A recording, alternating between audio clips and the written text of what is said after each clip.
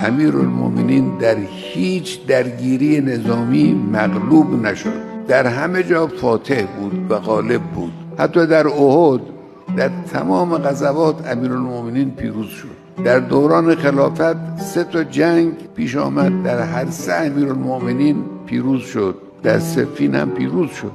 در صفین 1 قدم بیشتر نمونده بود که مسیر تاریخ عوض بشه. اون مشکلی که در اون زمان وجود داشت امروز هم وجود دارد این است که همین امیرالمومنینی را که در هیچ درگیری نظامی مغلوب نشد توانستند در موارد زیادی از رسیدن به هدف اون بزرگوار رو مانع بشن.